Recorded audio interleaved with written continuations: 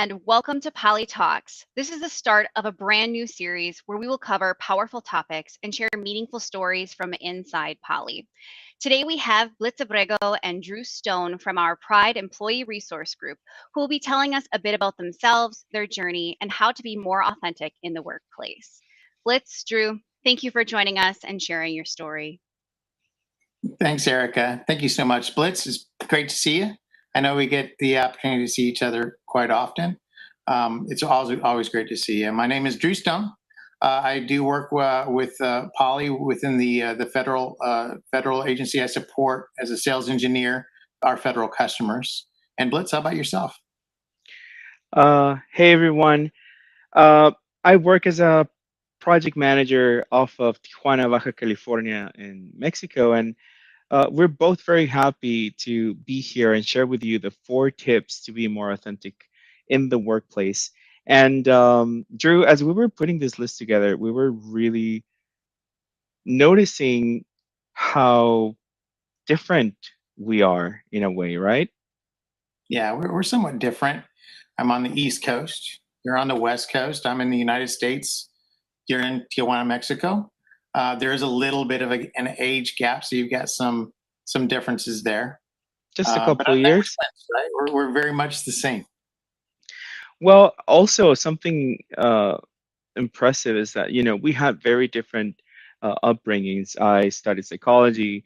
You studied engineering. We were part of the military as well, and it was funny putting these tips together and noticing how having something in common, such as being part of the LGBTQ plus community, really, even with such different backgrounds, we went through the same things in a way.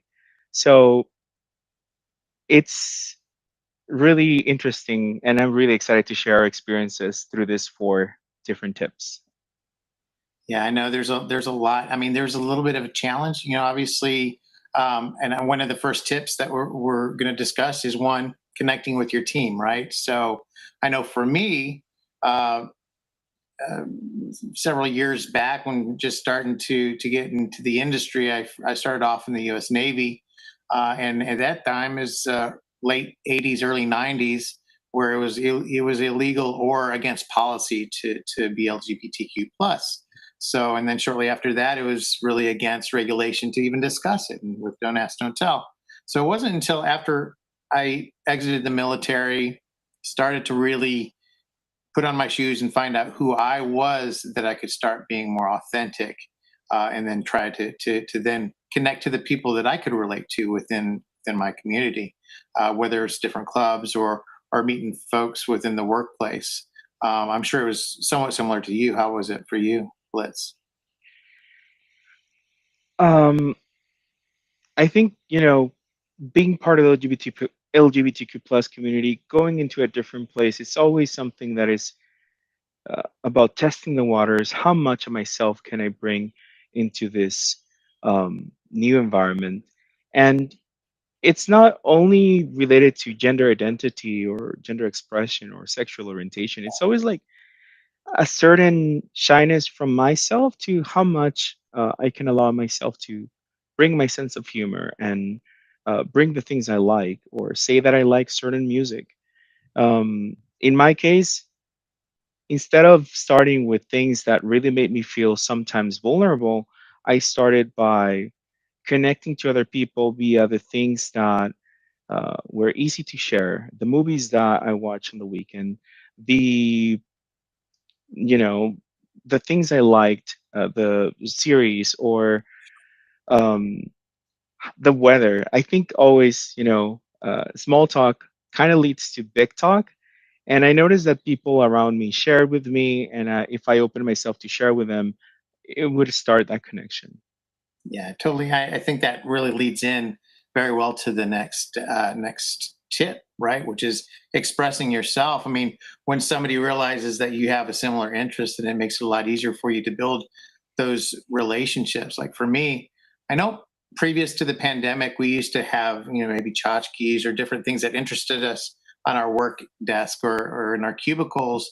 But now with we have virtual backgrounds, and we have things on my desk for like I love Doctor Who, so I drink out of my Doctor Who mug, or maybe I love the MCU or Marvel Cinematic Universe.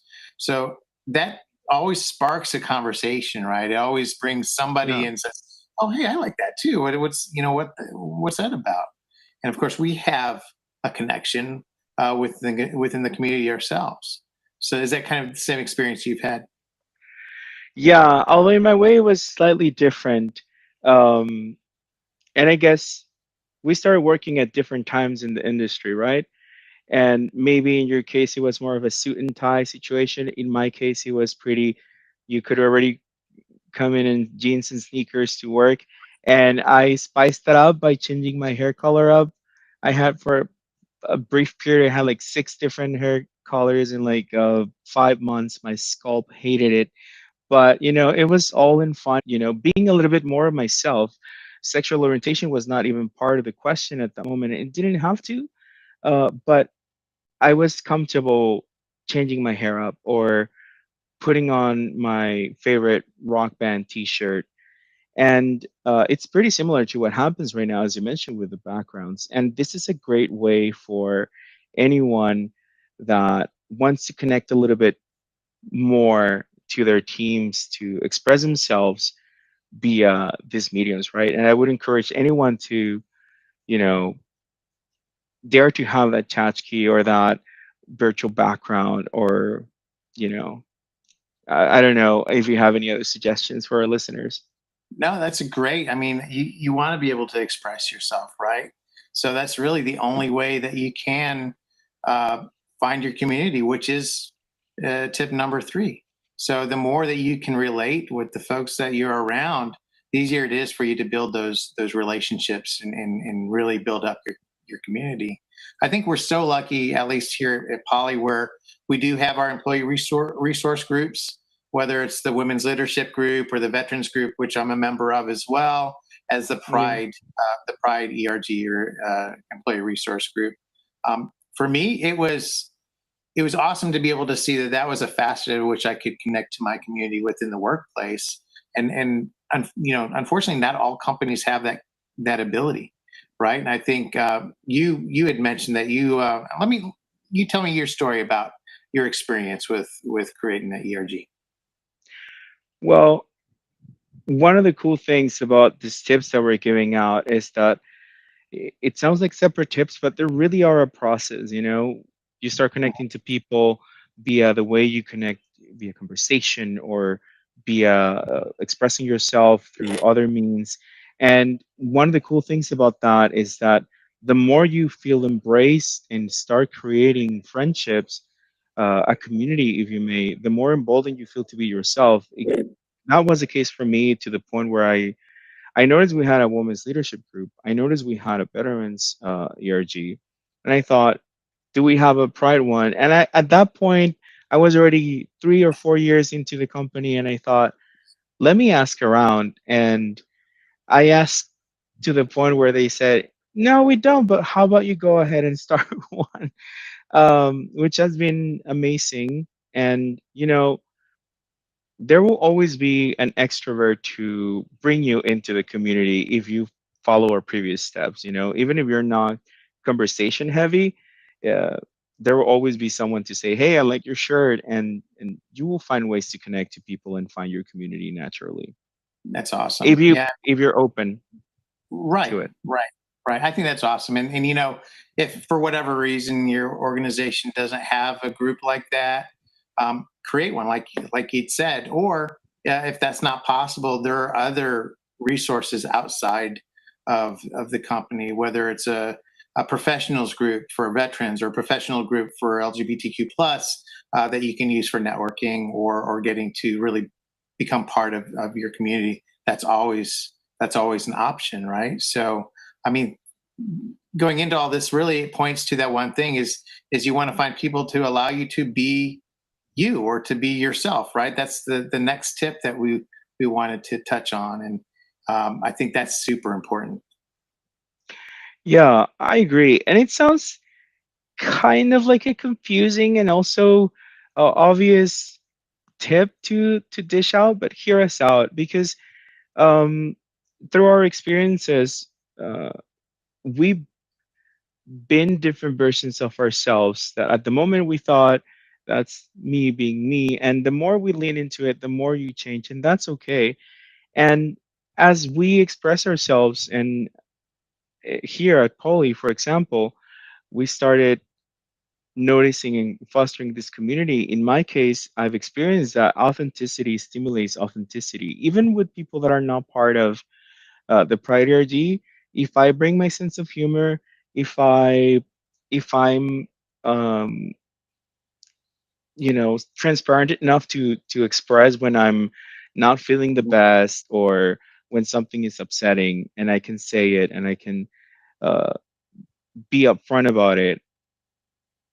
I notice that people are like that with me too, and that has such a lot of value to a team. And I think that's a topic for another poly talk, right, Drew? Why is it important to be authentic in the workplace? What are the benefits?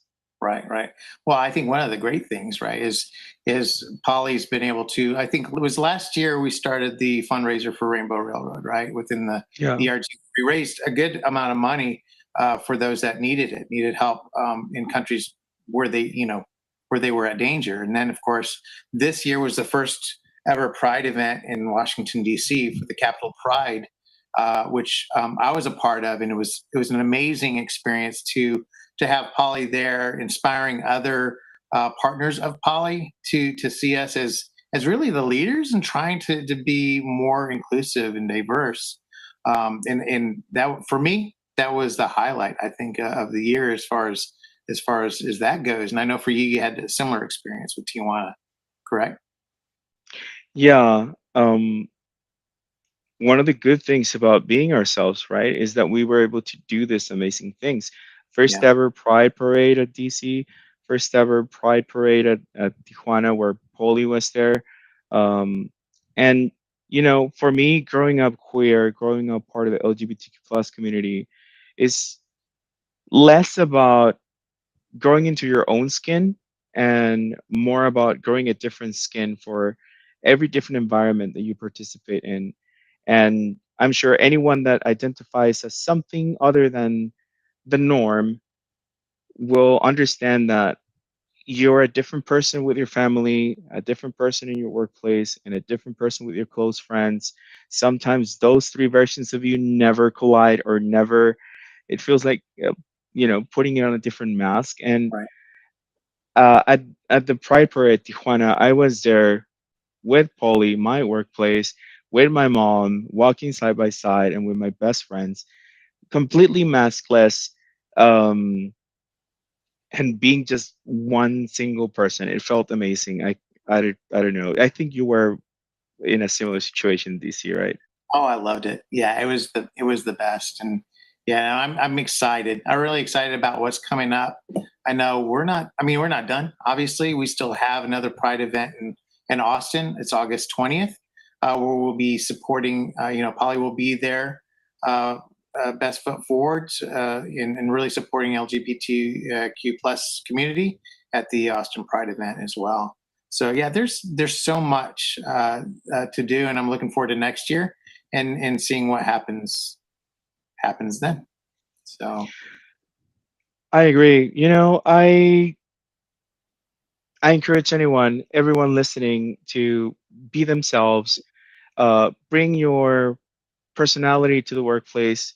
You have amazing results connecting to other people, and uh, I'm excited for the future about how we can help our own team be more like themselves and the things that we can accomplish in the future.